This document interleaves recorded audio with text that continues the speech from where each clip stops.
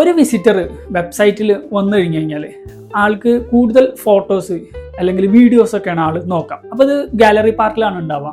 അപ്പം ഈ പ്ലേസിലാണ് ഡിസിഷൻ്റെ ഒരു ലോക്കിങ് നടക്കുന്നത്. ഡിസിഷൻ കൃത്യമായിട്ട് എടുക്കുന്നത് വിസിറ്റർ ഈ ഒരു പാർക്കിൽ വെച്ചിട്ടാണ്. അതായത് ഇദ്ദേഹത്തിനെ വിളിക്കണോ വേണ്ടോ, ഈ ബിസിനസ്സിനായിട്ട് കണക്ട് ചെയ്യണോ വേണ്ടേ എന്നുള്ളത് തീരുമാനിക്കുന്നത് ഈ ഒരു പാർക്കിലാണ്. വേർഡ്സ് അല്ല, മറിച്ച് വിഷ്വൽസ് ആണ് എന്ത് ചെയ്യണത്, ട്രസ്റ്റ് ബിൽഡ് ചെയ്യണത്.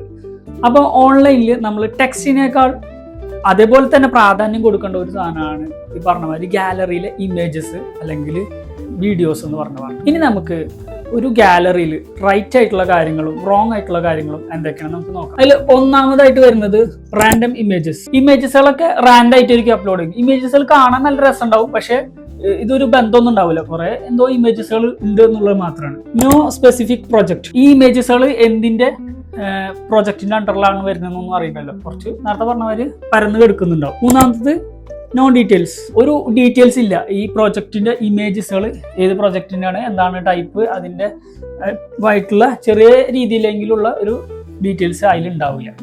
അപ്പൊ ഇത്തരം കാര്യങ്ങൾ റോങ് ആണ്. ഇത് നമ്മൾ ഗാലറിയിൽ ചെയ്യാതിരിക്കാൻ വേണ്ടി ശ്രമിക്കാം.